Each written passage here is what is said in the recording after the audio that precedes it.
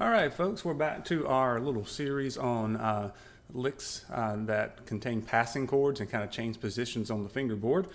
So last time we finished up our C licks, and just to recap, because you're going to see that some of the stuff's going to transfer over into this particular lesson, but when we're in C, we were going from this position, and we were walking our way to the bar position at the 5th fret. And if we wanted to hear the 7th in it, we went to the 8th fret, up 3 more spaces, 3 more frets. All right, so for a 9-pound hammer, a couple of the options were 9-pound hammer is a little too heavy. Okay, or 9-pound hammer is a little too heavy.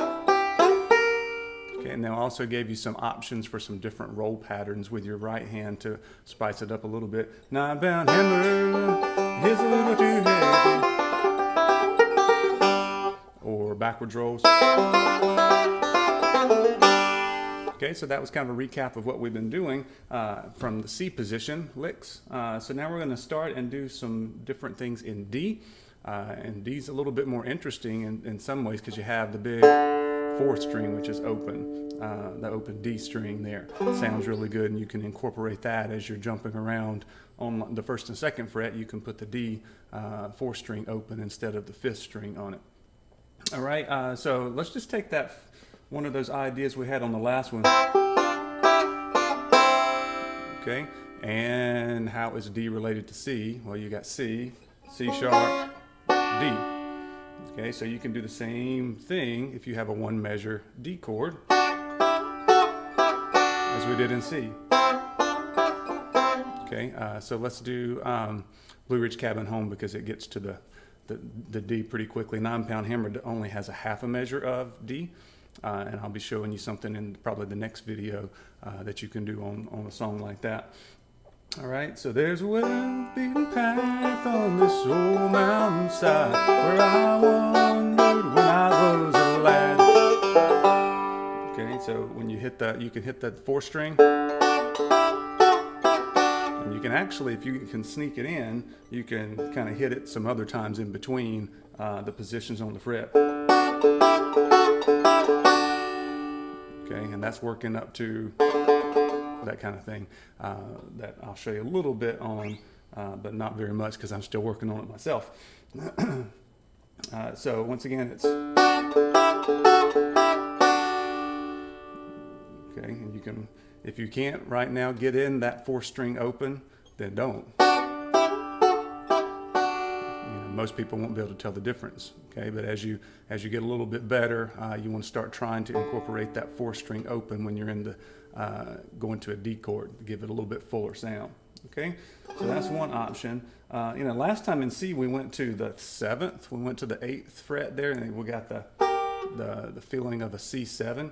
Most of the time, you can get away with that most of the time in traditional bluegrass songs. Like I would say, over half the time, you get that 7th feel in it. But when you go to the 5 chord, which is our D chord, if we're playing out of the key of G, I would say only about 10% of the time are you going to be able to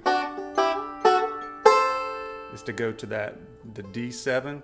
I can think of a couple times where that might be applicable, and that is when you keep going back to the D chord repeatedly and you want something different, and you actually want to build the tension.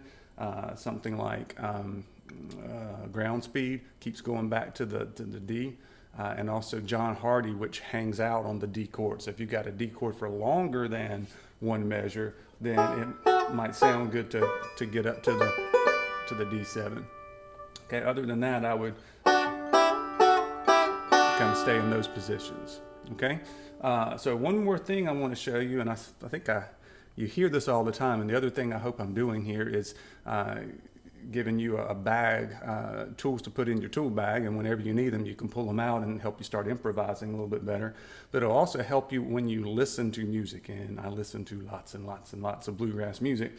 And you can start to hear these things and you realize, oh, I know that lick, or I know the idea or the pattern, what's going on there, and it really helps you figure out things on your own a little bit better. Okay, so not just licks, but putting them in context and be able to recognize them and apply them when you need to. So one more idea here using the same position on the D. I think I first really learned this when I heard J.D. Crowe playing with the Grascals. There's a video on YouTube. I can't remember the name of the song. Anyway, he does this lick on an extended D chord. And this is one of the ones where you start doing the bouncing, you know, the repetitive low D with the first, with your index and your thumb, and it goes. Okay, so it's kind of what I was doing before, but it's got a little bit more to it on the 4th string. Let's see. There's a well-beaten path on this old mountainside where I.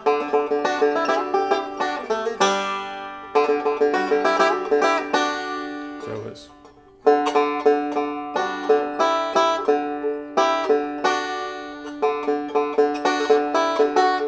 Yeah, it's hard to do slow.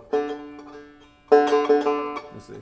Well-beaten path on this old mountainside where I. Okay, so you're doing a little bit of bouncing there on the 4th string, which becomes fun, because you can start applying that if you're playing John Hardy.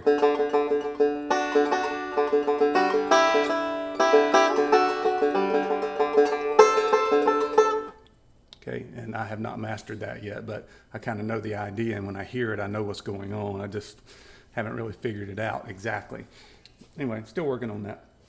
One more thing here, kind of the same idea, but instead of walking up the fingerboard, you can actually kind of go down, and that'll lead me into the next video as well. So kind of doing the same thing we started on the other one. And then I'll go back down to the C position. Let me play it for you real quick, and I'll go back down and show it to you. Well-beaten path on this old mountainside where I want. Okay, so it's changing positions from your traditional D here, and then hitting the C. I don't know why that works, but it does. And then kind of a traditional end into the 1 measure lick there. Okay, which should work anytime you've got a 1 measure D space that you're filling in. You know, you can substitute it for.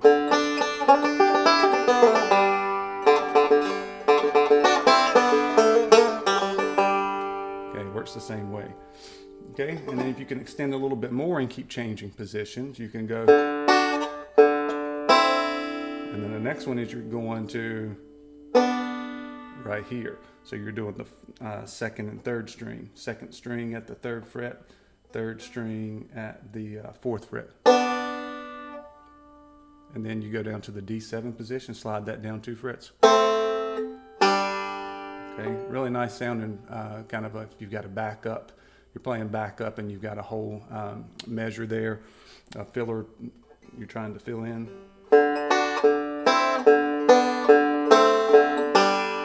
And notice I'm alternating that with the open 4th string. It sounds real pretty. Okay, and so what we'll do next time is go up the neck and kind of do the same kind of thing.